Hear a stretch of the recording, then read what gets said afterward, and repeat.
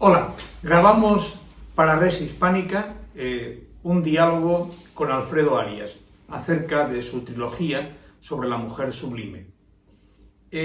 Desearía hacer una brevísima presentación de esta obra dedicada a la mujer.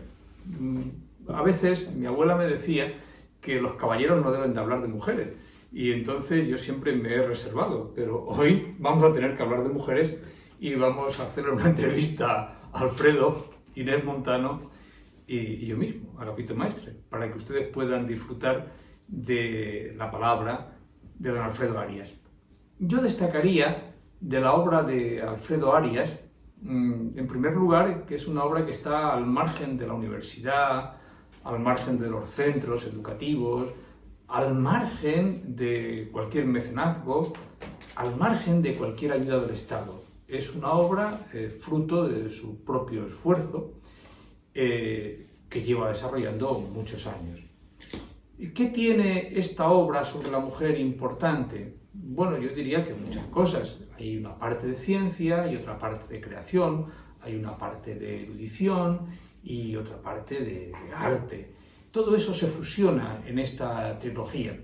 En España el tratamiento de la mujer ha sido también muy importante. Hemos tenido grandes autores como Gregorio Marañón o Carlos Castilla del Pino, pero desde el punto de vista estrictamente literario creo que es la primera vez que en España nos encontramos con una obra tan amplia como la de Alfredo Arias.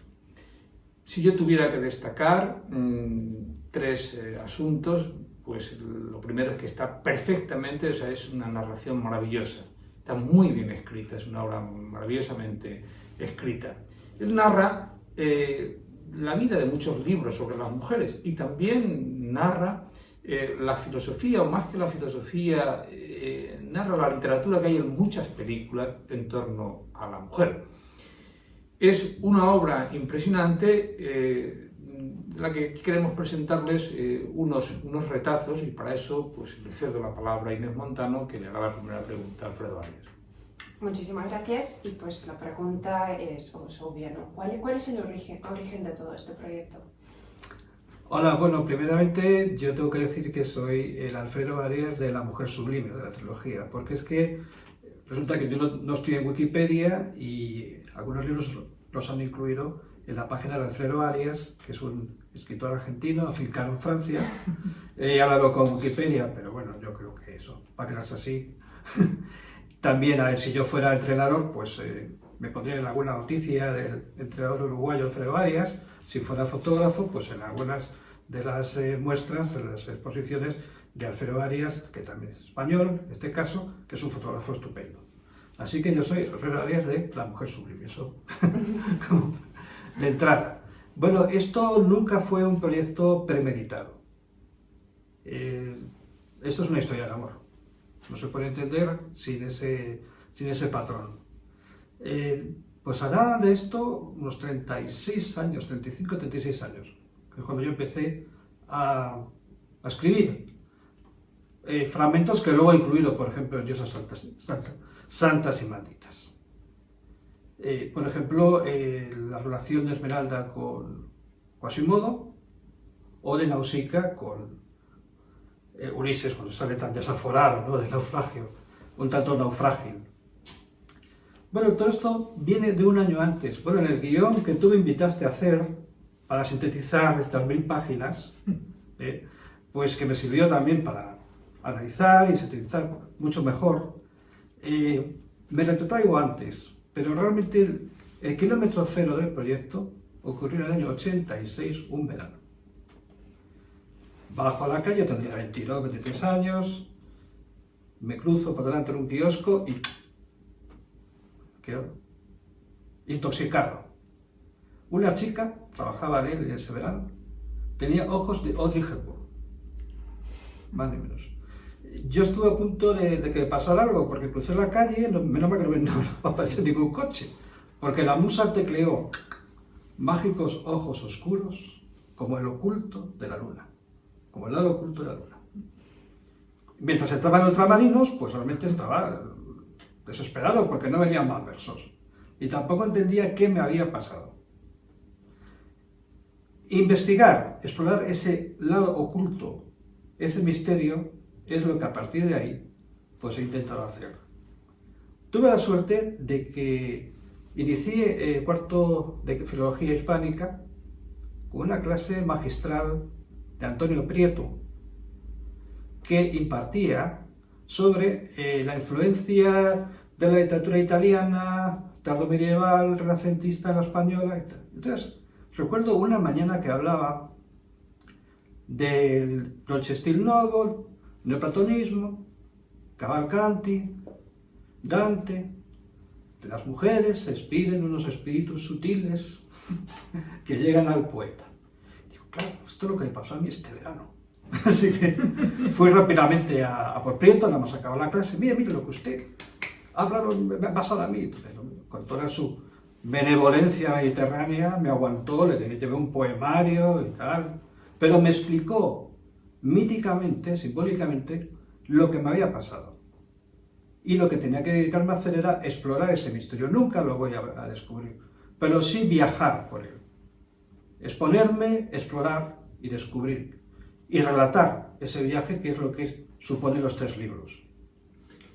Si me permite, la narración, he dicho antes que narras la vida de muchos libros dedicados a la mujer. Y también cuentas la literatura que hay en muchas películas.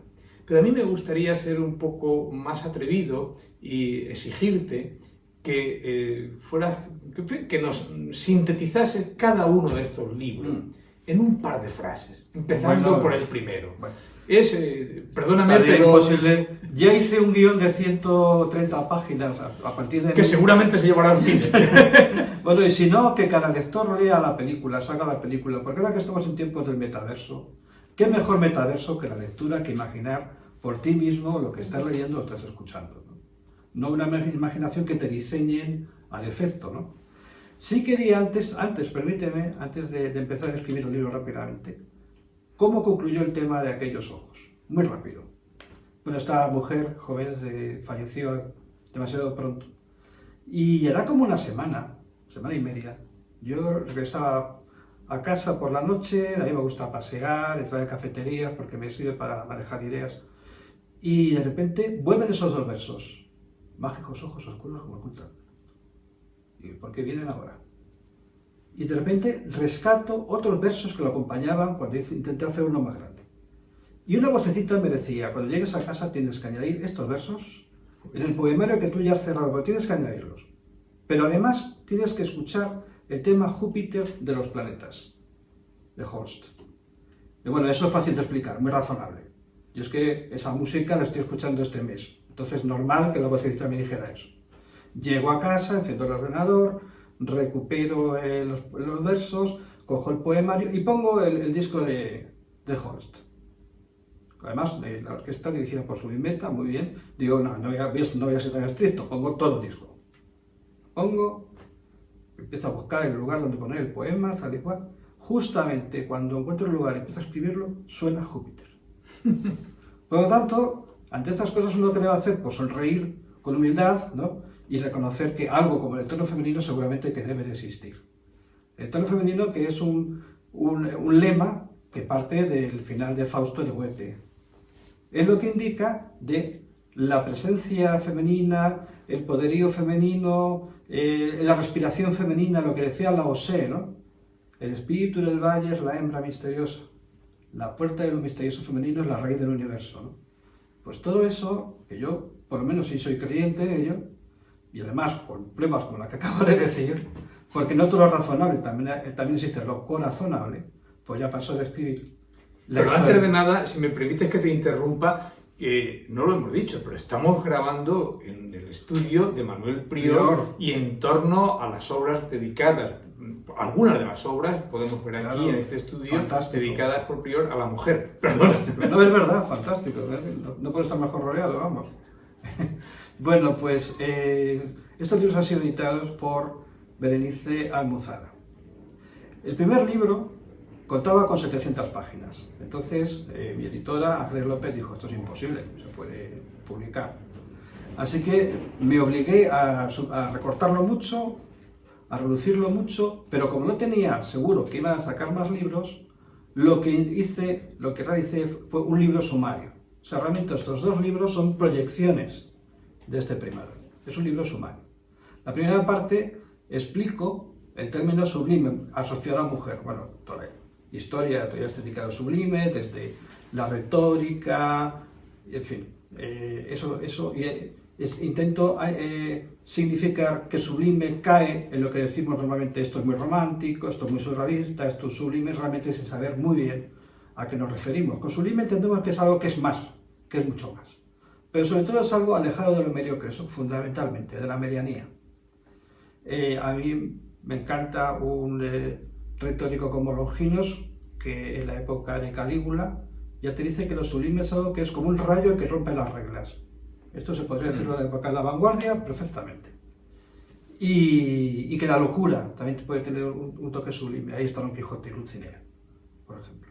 Bien, la primera parte, ya digo, es el asentamiento teórico del libro, lo sublime, la mujer sublime, y luego reparto en tres tipos de arquetipos, porque la mujer sublime, como yo la denomino, serían las representaciones, los arquetipos, los mitos, las visualizaciones del abstracto eterno femenino.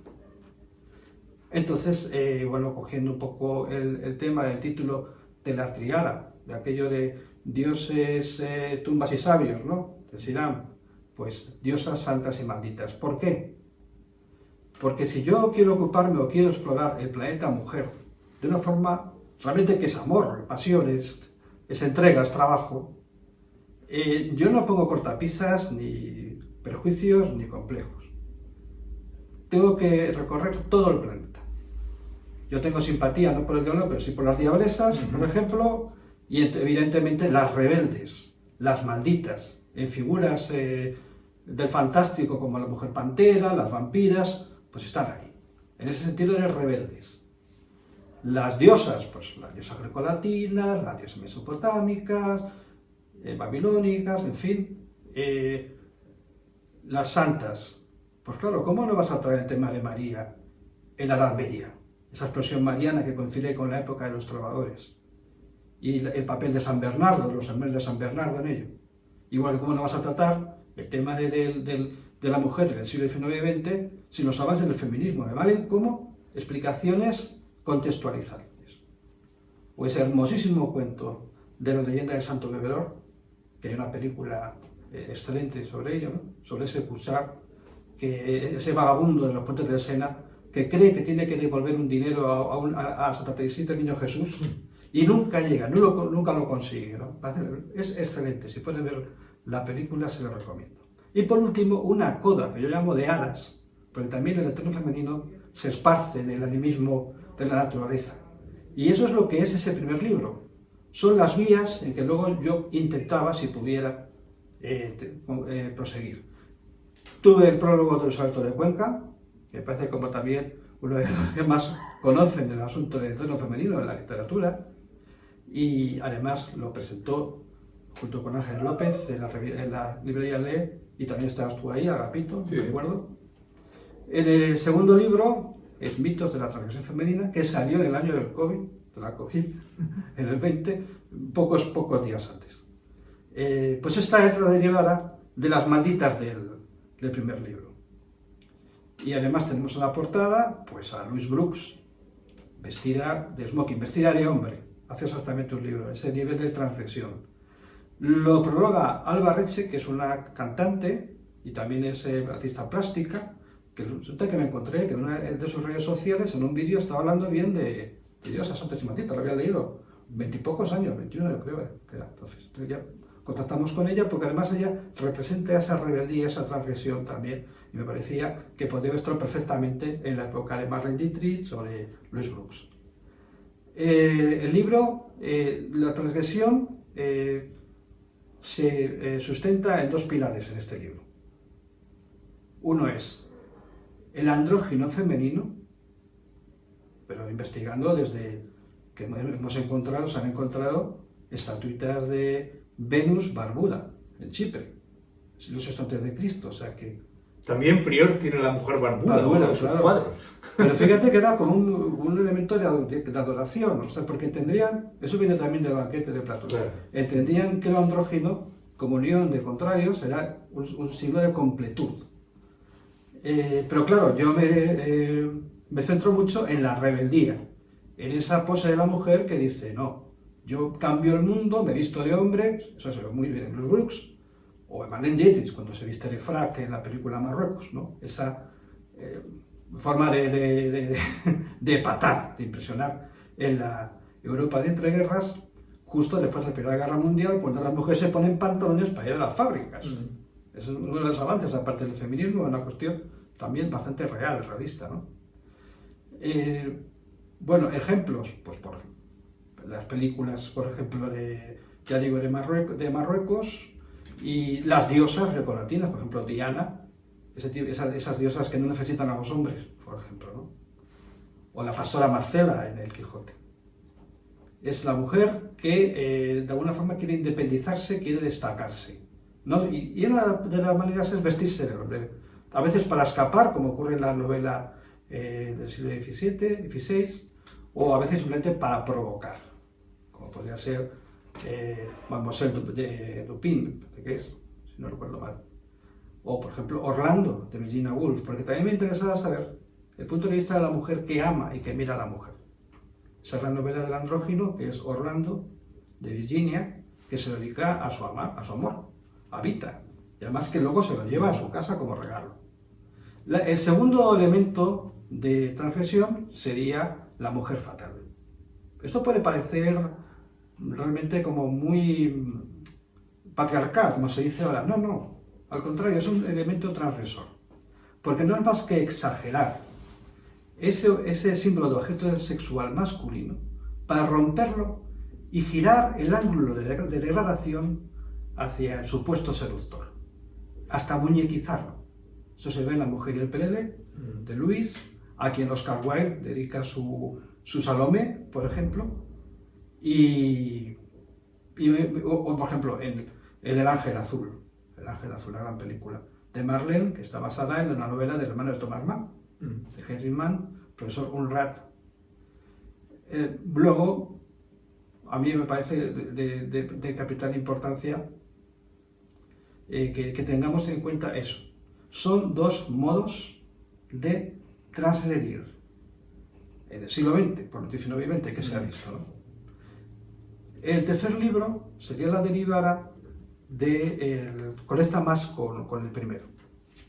¿Por qué? Porque en el primero yo hablo de los ejemplos de lo sublime, que viene del latín sublevo, elevarte del suelo, que es lo que les pasa a Dante o a Petrarca con sus amadas, ¿no? Con las damas angelicatas de Laura o Beatriz, que son como elevatrices, mujeres que te elevan, que te descortezan, como a veces dice Petrarca. ¿Cómo no me descortezo cuando ella ha ido a mejor vida, ¿no? Por ejemplo. Pues estas elevatrices reaparecen en el último libro, en Las bellas y sus bestias, porque aquí hablo del término princesa. Princesa, etimológicamente, es como príncipe, significa la principal, la única, la primera. Y hay un relato, que realmente no se data, pero se registra en el libro de Jacobo de la Vorágine, del siglo XIII, que es la leyenda de San Jorge y la princesa, y el dragón. Entonces resulta que a mí lo que no me parece tan importante que San Jorge se encuentre con la princesa, que va a ser sacrificada al dragón pestilente, y que la salva, porque va con la lanza y le deja mal herido, sino que la manera de llevar al dragón al reino es, le dice San Jorge, quítate el cinto, que es de seda, se lo pones al cuello y tiras de él. Un cinto de seda con un monstruo como ese. Y el dragón la sigue como un perrito, hasta el reino. ¿Qué significa, qué simboliza ese cinto sutil, que es casi transparente de seda, que es capaz de llevar a un dragón detrás, que con un coletazo habría mandado a la China, a San Jorge y a la princesa y a todo lo que se llevara por delante? Eso me lleva a King Kong, por ejemplo. King Kong coge a Andarro con la mano, la rapta. Pero realmente, ¿quién rapta a quién? ¿Quién lleva a la perdición? Él es incapaz de apretar, no puede apretar la mano. Y se sacrifica al final porque lo único que no puede hacer es hacerle daño. Es lo que pasa con Aníbal Lecter y Clarice. Es lo que pasa con el fantasma de la ópera de Christine Daae. Es lo que pasa con Drácula, versión Coppola, hay que decir, con Mina. Son dragones con corazón de caballero. O caballeros con coraza de dragón. O sea, son asesinos, son muertos sociales para el mundo, pero viven abajo en el infierno, como Lecter aparece al principio en el sótano del manicomio, hasta que llega una luz y saca lo mejor de ellos. Clarice es claridad. Claro, está en el mismo nombre. La luz que llega a Aníbal. Que por cierto, cuando la ve ya se queda intoxicada. Ya sabe que no la va a poder hacer daño en la vida y que se va a exponer por ella. Clarice es otra elevatriz. ¿Por qué Aníbal lee a Dante? Porque está esperando a su Beatriz también. Entonces eso es lo que yo he indagado en la primera parte de este libro, que evidentemente el prototipo fundamental de ese dragón y princesa está en La Bella y la Bestia. El cuento del siglo XVIII, de Madame le Prince de Beaumont, donde, bueno, que realmente es un refrito, pero con estilo, de un cuento anterior de Madame de Villeneuve. Pero ha quedado como el canónico. No me interesa tanto la fórmula de las apariencias engañan, como que, si se fijan, todo lo que hace la bestia es obedecer a la bella. Y la bella ha de ir al castillo por propia voluntad. Eso está en los dos cuentos. Por propia voluntad. ¿Por qué? Porque son narraciones que escriben salonistas preciosas de París, de Versalles, que están diseñadas a casarse con el mejor partido desde que nacen. Y entonces por lo menos se reclaman, aunque sea una ficción, que sea por propia voluntad. Que a veces que casarse con un monstruo o no, ¿verdad? Y bien, y por supuesto para eso también lo he incluido en un contexto mucho más largo de cuentos de hadas, genealogía de hadas, en ese sentido del tono femenino. Así que eso sería en general los tres libros. Bueno, queda mucho por decir, pero ya bastante hablado de la ficción. Magnífico. Y pues ya que estamos aquí rodeados de varios retratos hechos por Manuel Prior, retratos femeninos, ¿cuál es el papel de la imagen femenina en estos ensayos, en este proyecto literario? Bueno, y de investigación. De todo, de pasión y de amor, corazonable todo también. Pues bueno, una imagen vale más que 1000 palabras. Yo he utilizado 1000 páginas para hablar de las imágenes, por lo tanto, un poco estéril seguramente. Pero el papel de la imagen femenina en la cultura es fundamental. Por ejemplo, desde la dama de Huarca, se descubrió en el siglo XIX, en Uruk, en lo que antes era Uruk, era Huarca, en Irak, nada más que tiene 5000 años, más o menos. O sea, en el alba de la escritura, de la civilización, es un rostro, primer retrato de mujer, que parece absolutamente moderno.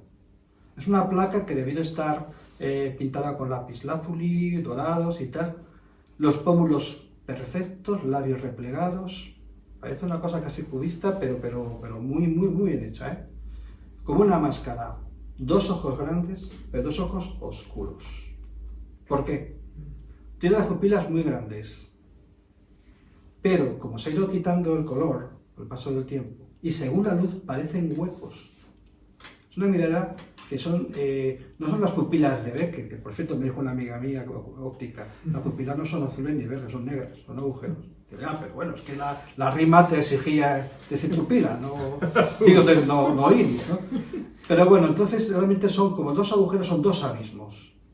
Es impresionante esa máscara, esa placa.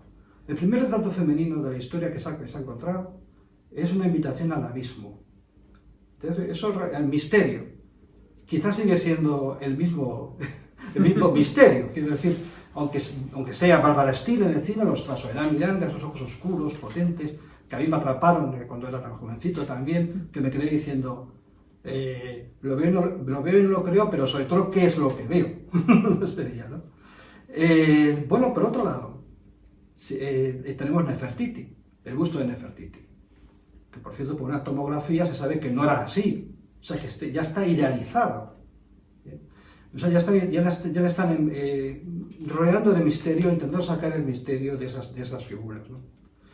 También, si nos fijamos en un detalle, el retrato femenino, la mirada femenina, es como un hilo diagramante que va atravesando las manifestaciones pictóricas desde el retrato yo no digo ya la época bizantina, romana, desde los primitivos flamencos, con aquel retrato de una joven dama de Petrus Christus.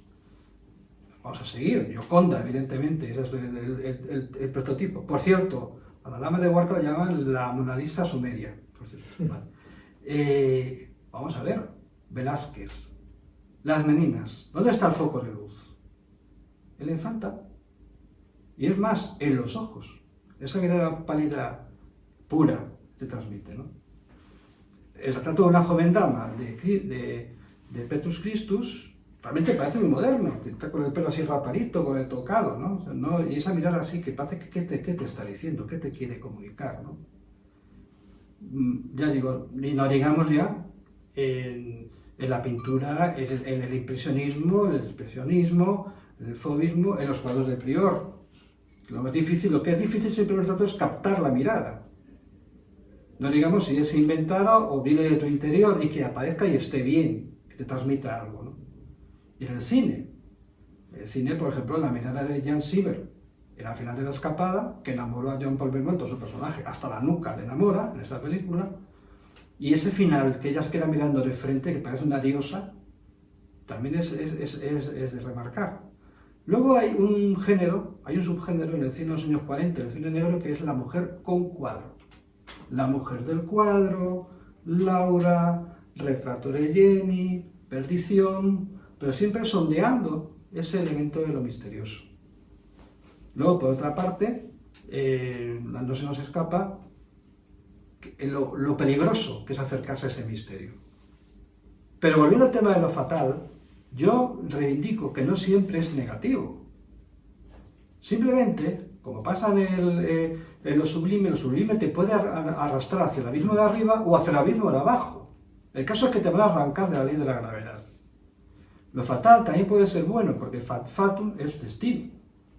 Es como en el año pasado en Marienbad, la película de Alain Resnais, donde un tipo parece que está condenado a siempre encontrar a una joven en ese hotel y convencerla de que ella le quiere a él y se quiere escapar con él hasta que se rompe el ciclo.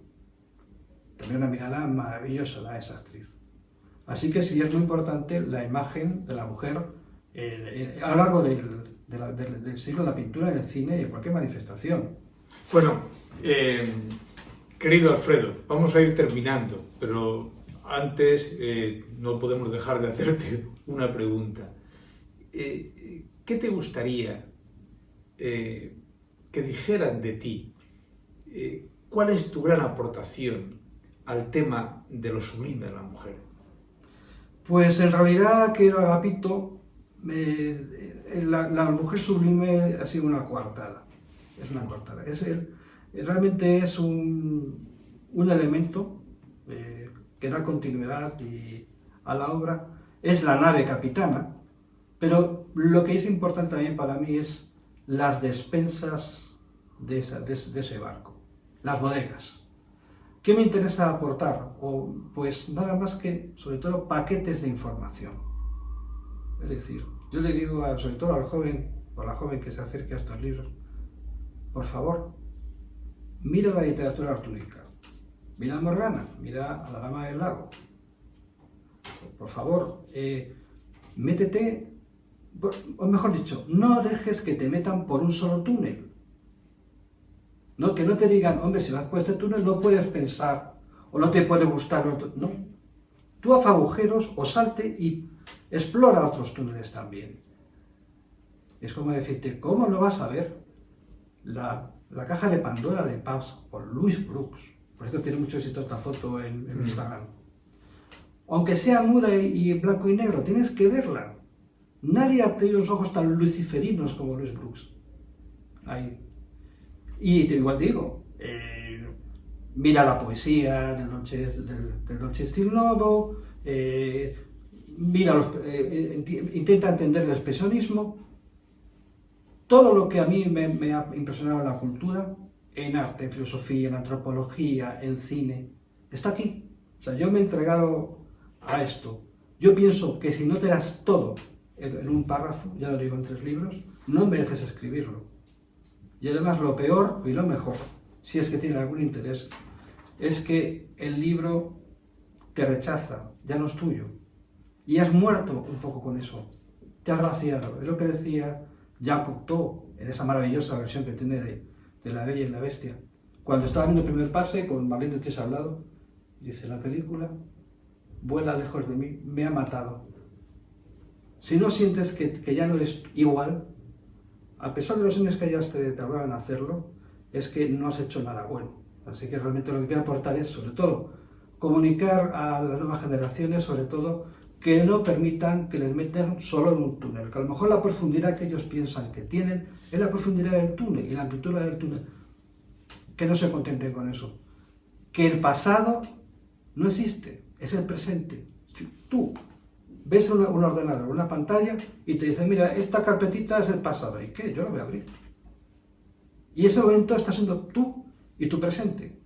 Por lo tanto, olviden el tema de que esto es muy viejuno, porque ahora que nos van a hacer viajar a lo viejuno, con el metaverso y tal, hagan su propio metaverso, que desde hace 3.000 años, 4.000 años, cuando la gente escuchaba los Gilgamesh o la Odisea, pues ya se hacían su propio metaverso. A eso animo.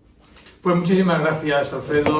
He aquí la obra de un hombre independiente, libre y lleno de entusiasmo. Bueno, léanlo. Esto no es un proyecto, o es un proyecto en el sentido de un designio, de un destino. Esta es una obra maravillosa, no de un beato cultural, es una obra llena de literatura, donde exige, naturalmente, la colaboración del lector. Magnífico, enhorabuena por la obra y por Muchas favor, gracias. es una invitación a todos nuestros espectadores. Por favor, acérquense a esta obra, cualquier libro, por lo menos hay que empezar por algo, no uno de estos libros, así que por favor, Diosas Santas y Malditas, Mitos de la tradición femenina, Bellas y Bestias. y